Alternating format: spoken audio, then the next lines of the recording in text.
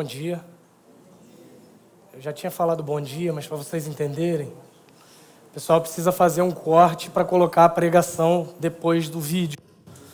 E aí eu tenho que começar de novo para eles terem um início. E eu acabei de estragar isso, então vamos começar mais uma vez. Bom dia. Irmãos, a gente vai dando sequência na nossa série. Hoje a gente vai falar, temos falado aí de Juízes desde o capítulo 1, 2, 3, 4, 5, 6. Hoje nós chegamos a Juízes. Não, eu vou pular para o 8, porque eu quero. Primeiro porque o Mateus falou semana passada que ele ia dar um spoiler do meu sermão. Eu estou mostrando para ele que eu decido que eu vou pregar. Segundo lugar, porque sou eu que decido mesmo. E terceiro lugar, porque algumas histórias no livro de Juízes são bem longas. Então a gente não vai, nós falamos no primeiro sermão dessa série que não seria uma série versículo por versículo, mas a gente ia pensar alguns acontecimentos. Uma das histórias mais longas é a história de Gideão, glória, sobre quem o Mateus começou a falar na semana passada, e hoje nós vamos dar sequência aí, pulando um capítulo. Outra história, para que você saiba, a história de Sansão também, ela é bem longa, então a gente vai pensar alguns acontecimentos sobre a vida desses homens. Mas eu queria começar te fazendo uma pergunta. É possível alguém alcançar o sucesso buscando fracassar? Não sei se você já ouviu essa pergunta, mas é uma pergunta que deixa a gente meio confuso aí por algum tempo. É possível alguém buscar o fracasso e conquistar o sucesso? Essa é uma pergunta meio sem resposta. Porque a lógica é você dizer que não. A pessoa que está buscando fracasso, ela vai alcançar o quê? Fracasso. Só que se ela estava buscando o fracasso e ela alcançou o fracasso, o que ela obteve? Sucesso. Mas se ela estava buscando o fracasso e teve sucesso, ela fracassou e a gente não vai acabar nunca. O ponto é que hoje eu queria conversar com você sobre sucesso. E não fica tentando entender não, senão vai ficar a pregação toda e a sua cabeça se supletivo, e não vai chegar lá. Em casa, de tarde, você para pensar sobre isso, mas por hora, eu queria... Acho que eu vou trocar porque... Acho que agora vai. O que significa exatamente sucesso para você? Qual a importância que o sucesso ele tem na sua vida? E nós, como seres humanos, somos condicionados a gostar do sucesso. Desde crianças, desde muito novos, nós gostamos de viver momentos de sucesso.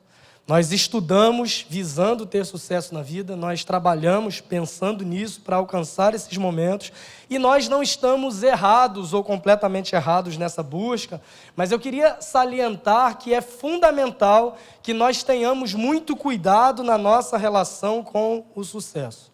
Existe uma conselheira executiva, uma mulher chamada Mary Bell, que ela vai dizer o seguinte: o sucesso é o álcool do nosso tempo. As melhores pessoas dos nossos dias não abusam do álcool, abusam de suas vidas. A cada sucesso, nós experimentamos uma sensação de muito prazer e logo em seguida essa sensação passa. Quando ela passa, nós logo vamos atrás de outra realização, e essa sensação de obter o sucesso, se nós não tomamos cuidado, ela nos vicia e nos torna absolutamente dependentes. E esse é o grande risco, nós nos tornarmos dependentes da sensação que o sucesso traz. É como se fosse uma droga, e por isso muitas pessoas acabam pagando muito caro por um sucesso que tanto almejam. Nós vemos pessoas sacrificando a família, sacrificando relacionamentos, sacrificando a própria saúde, sacrificando a própria vida a troco do sucesso. O sucesso ele tem o poder de nos enganar como um ídolo, de nos prometer coisas que somente Deus poderia nos dar, e o sucesso ele tem a capacidade também de nos testar. Ao nos testar, o sucesso revela quem realmente nós somos. Você já ouviu aquela frase: quer conhecer uma pessoa, dê poder para ela. Quer conhecer uma pessoa, veja como ela se relaciona em momentos bons e momentos de sucesso da sua vida.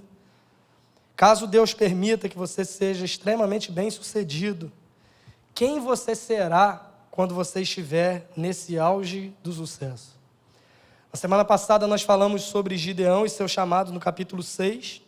No capítulo 7, que nós vamos pular hoje, nós lemos sobre como ele libertou o povo da opressão dos midianitas com apenas 300 homens lutando contra um exército inteiro.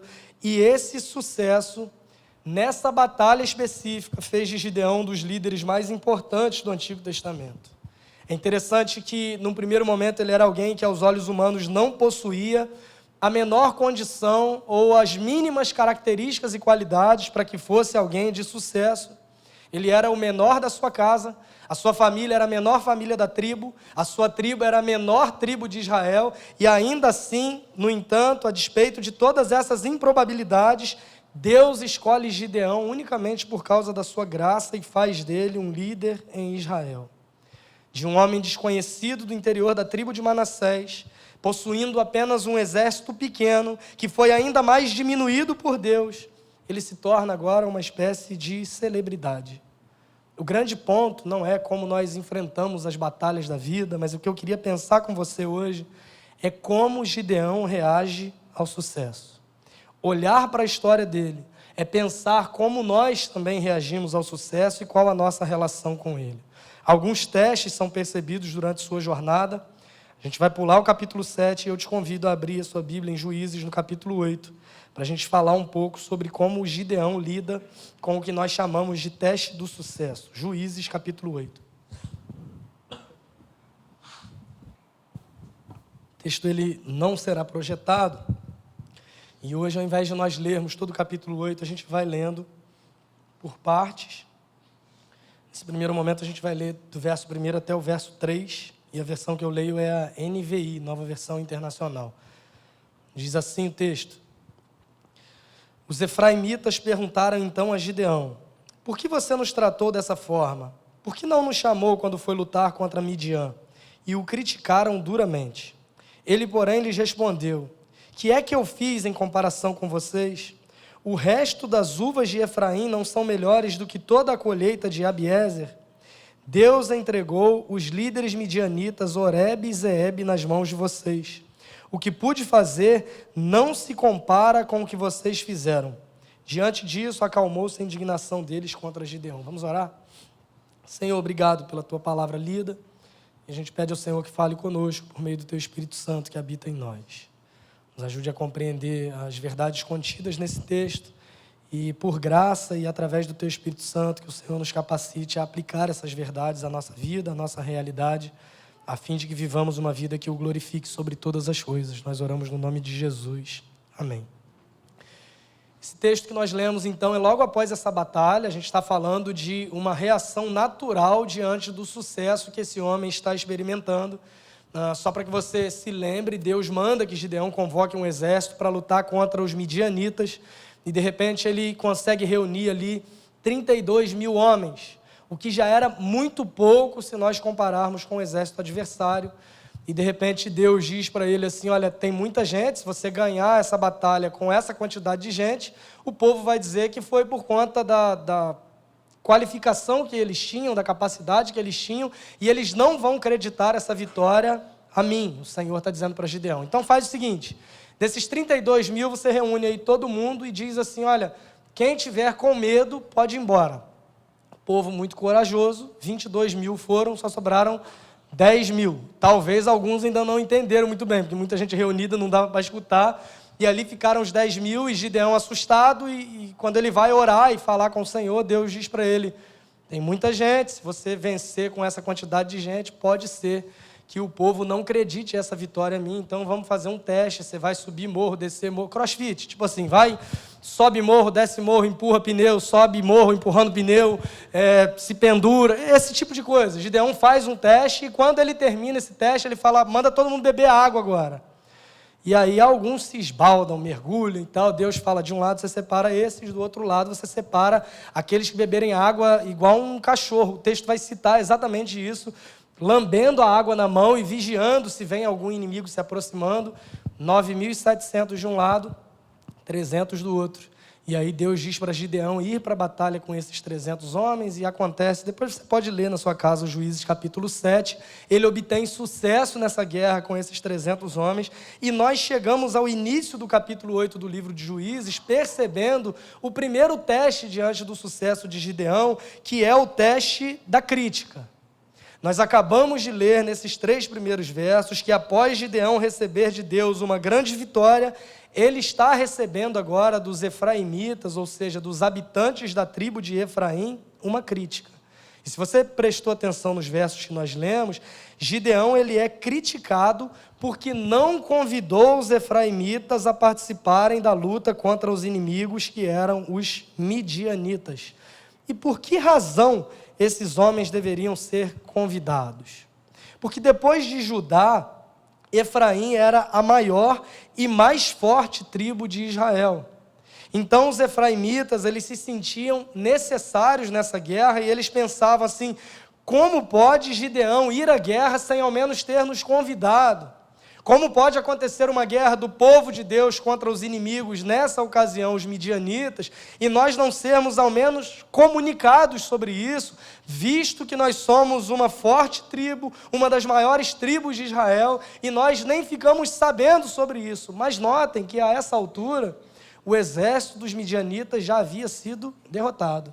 A preocupação da tribo de Efraim não era necessariamente em como Israel lidaria com os inimigos, porque os inimigos já tinham sido derrotados a essa altura. A grande preocupação, e o que o texto nos mostra, é que esses homens estão meramente insatisfeitos, porque eles não receberam também as glórias por essa vitória alcançada contra o povo dos midianitas.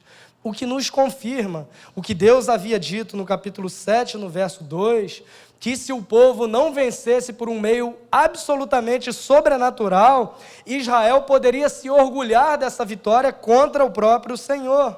O povo de Efraim está mais uma vez comprovando a tese apresentada por Deus quando chama esse homem chamado Gideão.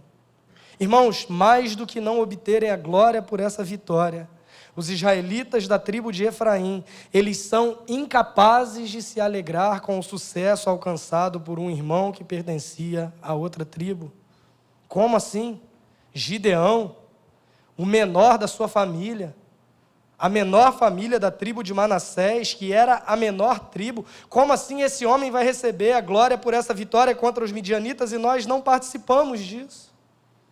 Gideão, ele é duramente criticado diante do seu sucesso. E a sua resposta, no primeiro momento, tem muito a nos ensinar. Porque a sua resposta, primeiro, demonstra que ele foi humilde diante das críticas. Ele reconhece que, de fato, ele é o menor entre os seus irmãos. Ele reconhece o valor deles. Ele está dizendo, olha, o resto das uvas de Efraim é muito melhor do que toda a colheita do lugar onde eu habito.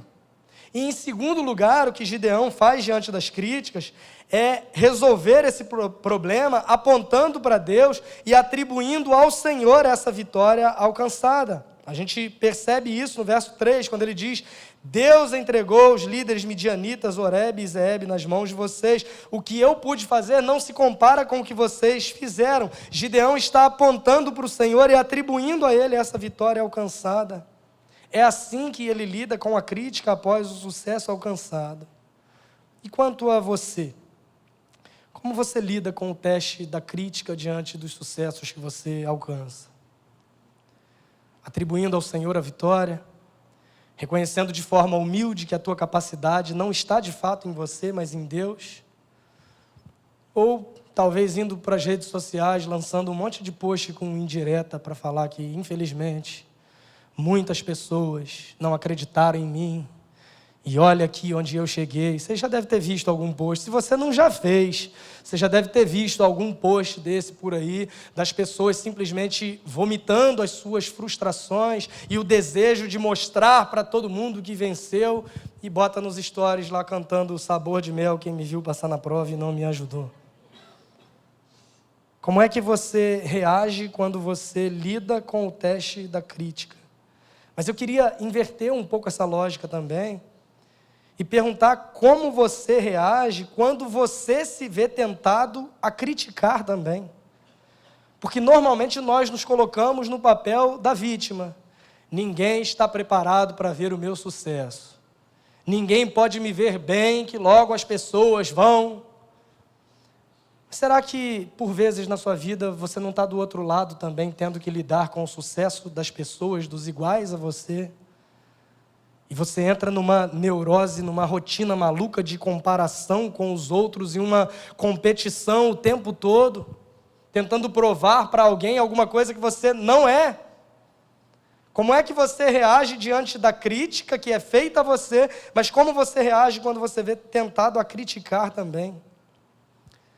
Duas soluções olhando para esse texto. Quando você é criticado, eu quero que você olhe para esse texto e perceba que a crítica direcionada a você pode ser, em muitas situações, um instrumento do próprio Deus para te manter humilde. Lembre-se, não importa o quão bom você seja profissionalmente, não importa o quão bom você se julgue em qualquer área da vida, você nunca será uma unanimidade. Sempre que você fizer algo, optar por algo, conquistar algo, vencer em algo na sua vida, sempre haverá aplausos e críticas pelo mesmo motivo. Como você se sente diante dessa experiência? Diminuído? Desmotivado? Eu penso que você deveria se sentir também abençoado, porque a crítica, por vezes, é um instrumento de Deus para manter o nosso coração e o nosso orgulho no lugar onde eles devem estar. E quando nós somos tentados a criticar, eu queria que você se lembrasse que a crítica pode ser também, nesse aspecto, quando você é tentado a criticar, um instrumento de Deus para revelar a nossa fome por honra, glória, realização e reconhecimento.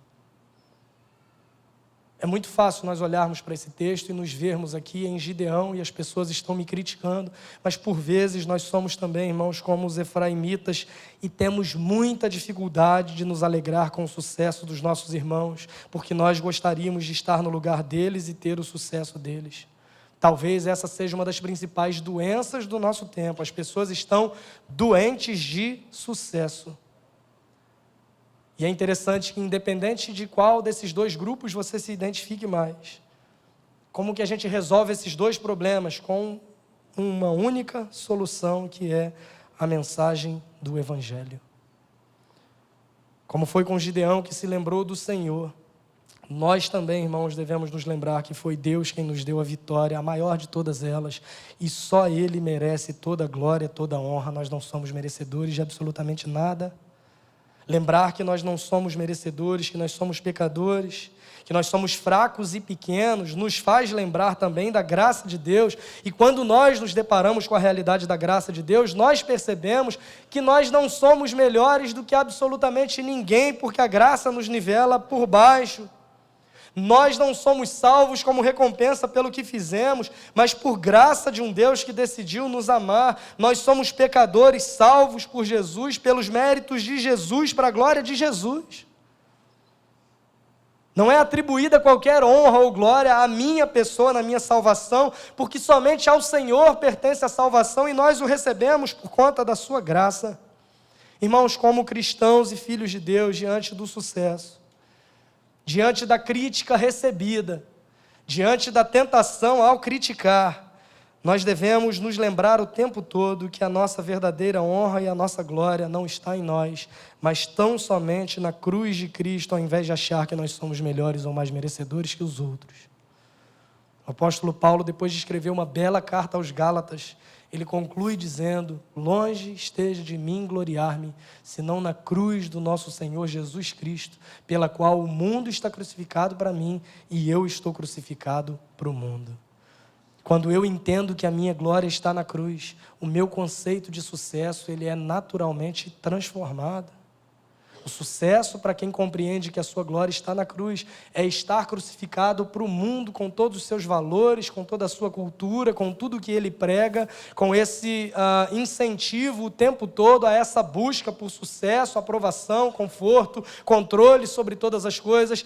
Entender que a nossa glória se resume à cruz de Cristo nos livra dessa tirania e nos faz lidar bem com as críticas, porque a gente entende que a nossa identidade não depende do que o outro pense de mim, mas a nossa identidade foi recebida por meio da fé em Cristo Jesus, o nosso Senhor.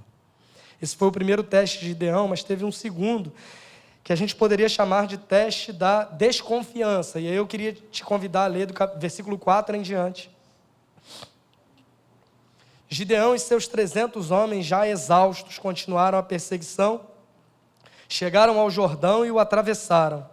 Em Sucote, disse ele aos homens dali: peço a vocês um pouco de pão para as minhas tropas. Os homens estão cansados e eu ainda estou perseguindo os reis de Midian, Zeba e Zalmuna.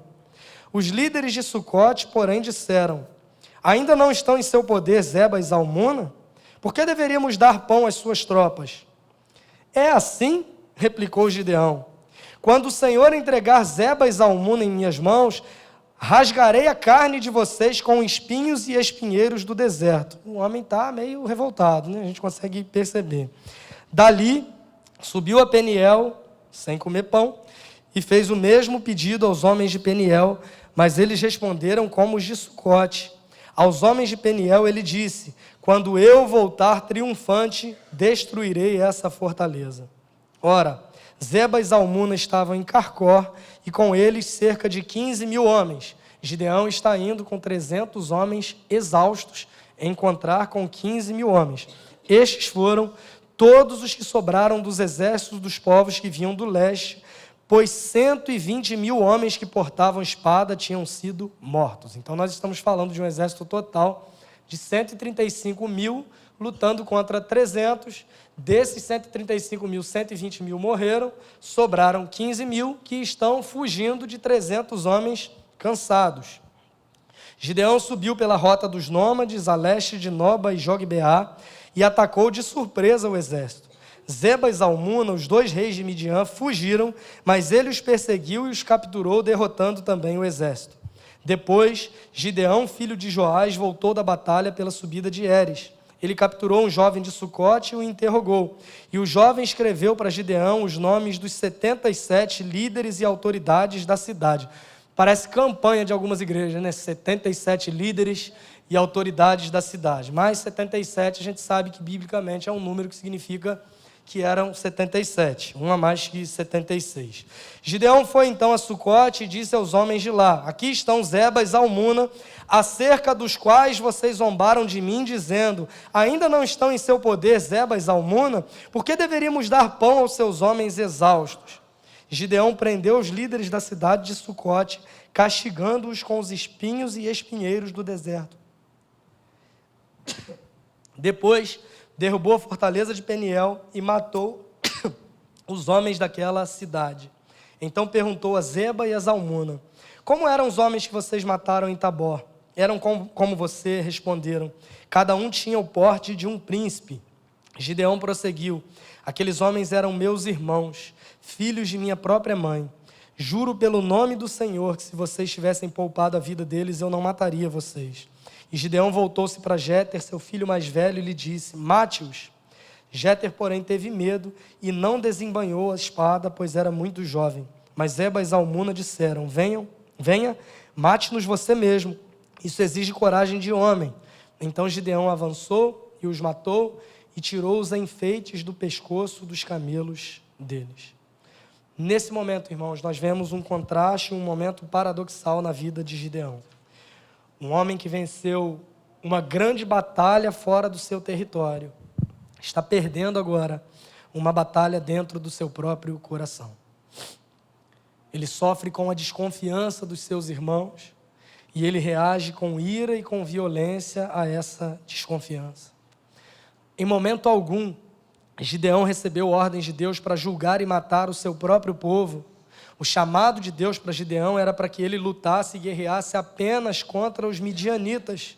Mas ele se volta agora contra os seus irmãos, apesar da vitória, apenas por causa da desconfiança que ele sofreu. Gideão nos mostra a essa altura que ele está com o mesmo problema que os efraimitas e ele de algum modo esperava receber reconhecimento pela sua vitória. Ele esperava chegar nesse território e dizer assim: olha, deem pão aí para os meus homens que estão cansados e ser reconhecido, com certeza. A gente vai dar pão, mortadela, Coca-Cola e tal, porque venceram uma grande batalha, mas a resposta deles foi: por que você está aqui ainda? Não, ainda estou perseguindo os reis de Midian. Mas eles ainda não estão diante das suas mãos. E a resposta de Gideão é uma resposta que demonstra ira e violência. Ele tinha acabado de dizer que ele só venceu pela graça de Deus, mas agora ele quer provar com violência a sua força contra o seu próprio povo. Vocês não vão me dar pão, não? Só porque eu não derrotei esses reis, eu vou lá, vou derrotar os reis. E quando eu voltar, eu vou rasgar a carne de vocês. Machão esse Gideão, né? E continuou a viagem, a mesma pergunta para um outro povo, a mesma resposta. Lidaram com desconfiança. E ele diz, quando eu voltar, eu vou destruir a fortaleza de vocês. Ele deixa transparecer, irmãos, o seu desejo por vingança, também diante dos seus inimigos, porque além de vencê-los, ele tenta humilhá-los. A luta de Gideão, que começou com uma motivação sendo a obediência à voz de Deus, parece se transformar também num desejo pessoal por vingança.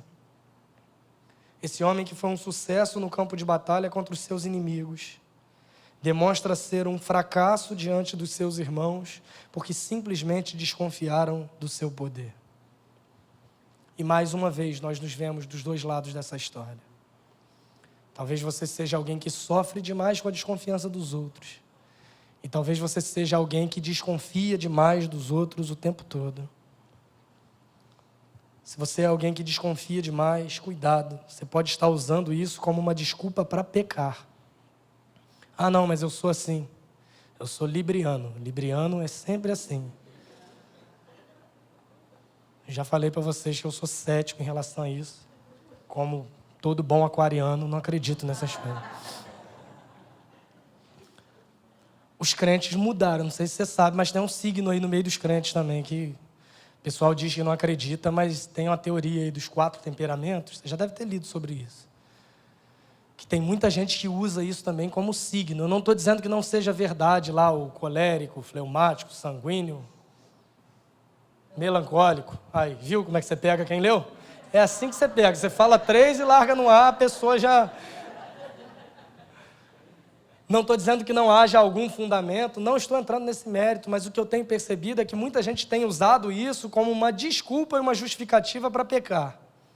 Ah, não, eu sou assim porque eu sou fleumático. Não, você é assim porque isso é pecado e você está desobedecendo a Deus. Ah, eu não me preocupo com o que falam comigo, eu respondo mesmo que eu sou sanguíneo. Não, meu irmão, você é mal educado. Há uma diferença entre uma coisa e outra. E não tente usar isso como justificativa para a sua vida de pecado. Se você é alguém que vive desconfiando dos outros, não é por causa do seu signo, não é por causa do seu temperamento, é simplesmente porque você está usando isso como uma justificativa para o teu pecado. Mas se por outro lado você pertence ao grupo de pessoas que sofrem com a desconfiança, primeiro conselho é para que você não se iluda com o mito das pessoas perfeitas. Segundo, não se iluda pelo poder do sucesso. Jamais se esqueça que para um cristão, o elemento fundamental da sua identidade, a fonte do seu verdadeiro sucesso está tão somente em Jesus. As outras coisas, consequências que podem vir ou não, mas estando em Jesus, as outras coisas vindo ou não, absolutamente nada me falta, porque Ele me é suficiente. É a forma como o Abacuque termina o seu livro, dizendo que ainda que me falte tudo, figueira não floresça, não haja fruto, produto da oliveira minta, não haja gado no curral, mantimento no campo, os bois sejam arrebatados do aprisco, as ovelhas sumam, ainda assim eu me alegrarei no Senhor e exultarei no Deus da minha salvação. O Senhor, o Deus soberano, é a minha força.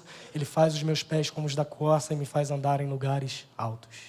Para alguém que entende que a sua identidade está na cruz de Cristo, as circunstâncias não são capazes de alterar a sua compreensão do sucesso, porque o teu sucesso não está relacionado ao que você faz. O teu sucesso está relacionado a quem você é em Cristo Jesus. O terceiro teste que a gente percebe a partir do verso 22, a gente vai ler até o 27, que é o teste que a gente poderia chamar de teste da popularidade. Os israelitas disseram a Gideão: reine sobre nós, você, seu filho e seu neto, pois você nos libertou das mãos de Midian. Não reinarei sobre vocês, respondeu-lhes Gideão, nem meu filho reinará sobre vocês, o Senhor reinará sobre vocês. O homem está crente de novo, né? O versículo 24, e prosseguiu: só faço a vocês um pedido, que cada um de vocês me dê um brinco da sua parte dos despojos. Desviou outra vez. Os ismaelitas costumavam usar brincos de ouro. Eles responderam: de boa vontade os daremos a você. Então estenderam uma capa e cada homem jogou sobre ela um brinco tirado de seus despojos. O peso dos brincos de ouro chegou a 20,5 quilos, sem contar os enfeites, os pendentes e as roupas de púrpura que os reis de Midian usavam e os colares que estavam no pescoço de seus camelos. Você vê que até os camelos eram vaidosos naquela época, né? Gideão usou o ouro para fazer um manto sacerdotal que ele colocou em sua cidade, em Ofra. Todo o Israel prostituiu-se, fazendo dele objeto de adoração, e veio a ser uma armadilha para Gideão e sua família. Ele está lidando com a popularidade. Ele saiu de uma pequena cidade, ele saiu de uma família humilde e se transformou em uma espécie de herói nacional. Com apenas 300 homens, ele libertou seus irmãos e ele venceu o incontável exército midianita. E agora, como ele lida depois do sucesso com toda essa popularidade, ele começa muito bem, mas a gente percebe que logo em seguida ele se perde. Ele diz que não quer ser rei, mas as suas atitudes demonstram exatamente o contrário. Deus o havia chamado para ser um juiz, um libertador, um líder militar, mas além disso ele quis também ser rei. Deus o havia chamado para ser um libertador, um juiz, um líder militar, mas além disso ele usa todo esse ouro arrecadado para construir um manto sacerdotal. Deus em momento algum chamou Gideão para ser um sacerdote, ele quis ser mais do que aquilo que Deus o chamou para ser. Gideão, diante da popularidade, demonstrou não estar satisfeito com aquilo que recebeu do Senhor. E você? Como você lida com a sua popularidade? É preciso, irmãos, que tenhamos muito cuidado, porque a popularidade pode nos levar a pensar que nós somos mais do que de fato nós somos. Em uma era onde as pessoas são medidas pela quantidade de seguidores nas redes sociais, é fundamental que a gente se lembre que não é a nossa popularidade que nos define, mas a nossa identidade nós recebemos pela fé em Cristo Jesus. Gideão, num primeiro momento, sabia quem era, mas diante do grito da multidão, pedindo para que ele se tornasse rei, e também o seu filho e o seu neto, ele simplesmente parece querer tomar a glória para si. Mais do que qualquer outro ídolo, o sucesso pessoal pode nos dar a impressão de que somos deuses, de que o nosso valor e a nossa segurança se encontram na nossa sabedoria, no nosso trabalho, na força do nosso trabalho, na nossa capacidade ou no nosso desempenho. A gente precisa se lembrar o tempo todo do Evangelho, porque o Evangelho nos redefine de modo que nós nos lembramos que um aparente sucesso pessoal não significa necessariamente a aprovação de Deus sobre nós. O que determina, irmão, se o nosso caminho está correto não é o sucesso, mas a fidelidade a Deus e a sua palavra. O que nos define, o que nos aponta os indicativos sobre a nossa caminhada, não é o sucesso pessoal ou a forma como as pessoas nos medem ou nos veem, mas é a nossa fidelidade a Deus e a sua palavra. Não queira mais do que você recebeu do Senhor. Que você tenha cuidado com o que você deseja, mas que ao mesmo tempo você esteja satisfeito também com aquilo que Deus te deu. Como é que a gente lida com isso e que exemplo que a gente tem o próprio Jesus quando nós nos lembramos do Evangelho. Ele tinha todo o direito de ser chamado de rei, mas ele escolheu ser chamado de servo. Ele não julgou que o fato de ser Deus era algo que ele devia apegar-se, mas esvaziou-se a si mesmo, humilhou-se a si mesmo, foi reconhecido como um de nós, assumiu uma figura humana, foi obediente até a morte e morte de cruz. E às vezes nós que somos humanos, falhos e servos, nos colocamos numa postura como se fôssemos deuses e reis de nós mesmos, simplesmente porque esse teste da popularidade tem pervertido a tua compreensão do que é o sucesso e do que é a fidelidade a Deus. Que você tenha muito cuidado com isso, para que você não seja um exemplo de alguém que foi um enorme sucesso nas batalhas da vida, mas que fracassou no fim dela, como nós percebemos na história de Gideão. E por último, após o verso 28, a gente poderia chamar isso de teste da aposentadoria. Assim, Midian foi subjugado pelos israelitas e não tornou a erguer a cabeça. Durante a vida de Gideão, a terra desfrutou paz 40 anos. Jerubaal, filho de Joás, retirou-se e foi para casa onde ficou morando. Jerubaal é um nome atribuído também a Gideão. Teve 70 filhos, todos gerados por ele, pois tinha muitas mulheres. Sua concubina, que morava em Siquém, também lhe deu um filho, a quem ele deu o nome de Abimeleque. Gideão, filho de Joás, morreu em idade avançada e foi sepultado no túmulo de seu pai Joás, em Ofra dos Abiesritas. Logo depois que Gideão morreu, os israelitas voltaram a prostituir-se com os Baalins, cultuando-os. Ergueram Baal-Berite como seu Deus e não se lembraram do Senhor, o seu Deus, que os tinha livrado das mãos dos seus inimigos em redor. Também não foram bondosos com a família de Jerubaal, isto é, Gideão, pois não reconheceram todo o bem que ele tinha feito a Israel. Eu queria pensar no final aqui em como Gideão terminou os seus dias, como ele viveu a sua velhice. Qual legado esse homem que teve um sucesso enorme nessa batalha que enfrentou deixou para Israel? O texto vai dizer que esses inimigos eles não se levantaram mais e eles viveram 40 anos de paz enquanto Gideão estava vivo. Tudo parece bem do lado de fora. Mas o fim da vida de Gideão acende um alerta para nós, porque o texto deixa muito claro para a gente que ele viveu de modo que não agradou o próprio Deus. Ele se perdeu. Esse manto sacerdotal que ele levou para a sua cidade se tornou objeto de culto, de adoração por meio dos seus irmãos. E Israel inteiro se prostituiu por conta disso, adorando a outros deuses. O texto vai dizer que ele teve muitas mulheres e filhos e viveu lá entre eles. E quando os seus irmãos o pediram para que ele reinasse sobre eles, Gideão disse: eu não quero reinar. Que o seu filho, o seu neto reine sobre nós. Ele diz: não, somente o Senhor reinará sobre vocês. E ele teve 70 filhos, e o texto vai enfatizar o nome de um, não sei se você percebeu, mas o texto vai falar que uma concubina que morava em Siquém deu a ele um filho, a quem ele deu o nome de Abimeleque. Por que dentre 70 destacou só um? Porque Abimeleque significa meu pai é rei. Eu não quero ser rei, não. Mas vai nascer um filho, o nome dele vai ser meu pai é rei. O seu discurso era um. As suas atitudes revelavam o oposto. O texto vai dizer ainda que ele não deixou um sucessor. Depois que ele morreu, acabou ali. Os israelitas nem foram fiéis a Deus e nem foram fiéis também à própria família de Gideão, não foram bondosos com a própria família de Gideão. Ao saber da morte desse homem, os israelitas tornam a se prostituir com os falsos deuses. Gideão libertou o povo dos midianitas, mas ele morre deixando o povo na mesma escravidão de sempre e no mesmo ciclo de sempre de adoração a falsos deuses. Gideão morre rico, mas deixa um legado pobre. Como você lida com a ideia de se aposentar?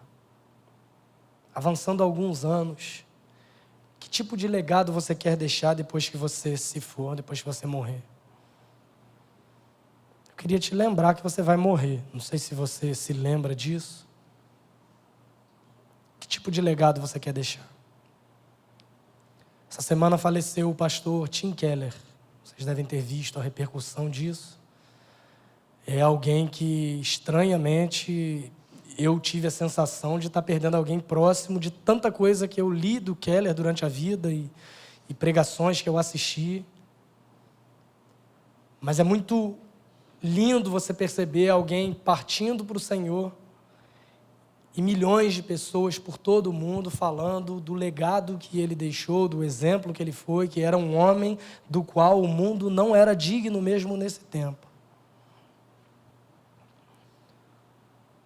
A despeito de sucesso pessoal, conquistas financeiras, a despeito de qualquer outra coisa, qual é o legado que você quer deixar para as próximas gerações? Como você quer ser lembrado depois que você se for? Queria chamar a banda aqui à frente, eu queria caminhar para a conclusão, pensando em como nós podemos quebrar esse encanto do sucesso, essa busca desenfreada e ignorando quaisquer princípios para simplesmente alcançar esse sucesso. Eu não estou dizendo em momento algum que o sucesso é algo ruim.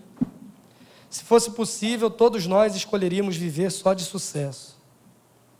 Mas para que o sucesso não se torne um ídolo para nós, irmãos, além de anulá-lo, nós precisamos substituir o espaço que ele deixa, colocando algo no lugar, e esse algo tem que ser a mensagem do Evangelho, o que Deus em Cristo Jesus fez por nós.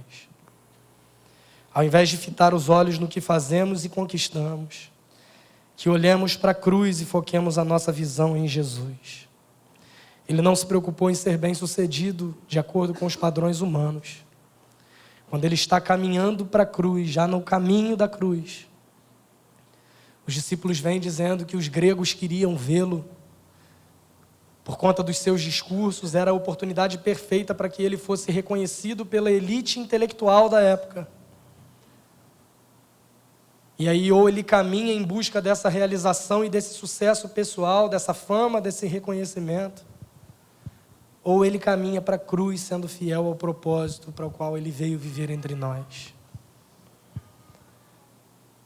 O sucesso, às vezes, ele vem travestido nessas bifurcações.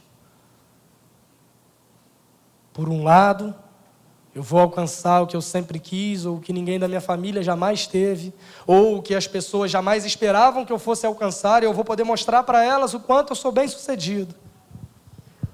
Por outro lado, eu vou seguir o caminho para o qual Deus me chamou para que eu seguisse, ainda que o fim desse caminho seja uma cruz. Vale a pena obedecer a Deus, vale a pena ser fiel a Deus. A nossa identidade precisa estar atrelada à fidelidade à palavra de Deus e não à nossa busca por realização e por sucesso humano. Jesus cumpriu com êxito a missão que recebeu do próprio Deus. O grande lance do sucesso me parece ser esse. Se eu vivo preocupado com o sucesso, eu nunca vou me considerar uma pessoa bem-sucedida. Porque sempre eu vou querer mais, vai me faltar algo, e além disso, eu estou tão envolvido nessa busca pelo sucesso que eu também não serei fiel. Por outro lado, se eu vivo buscando ser fiel a Deus, além de viver nessa busca, eu serei bem-sucedido naquilo que de fato importa. Que o Evangelho de Jesus, irmãos, redefina as nossas prioridades, a nossa vida e o nosso conceito de sucesso para a glória de Deus. Eu encerro com uma frase do Francis Chan, quando ele diz: o nosso maior medo não deve ser o fracasso, mas sermos bem-sucedidos em algo que não importa. A gente vai cantar nesse momento falando sobre essa graça de Deus que nos alcançou, a despeito de quem somos. Não merecemos, não produzimos nada para receber isso, mas Deus, por bondade e graça, decidiu nos amar, e isso nos é revelado por meio do Evangelho, sobre o qual nós ouvimos e sobre o qual nós cantaremos nesse momento.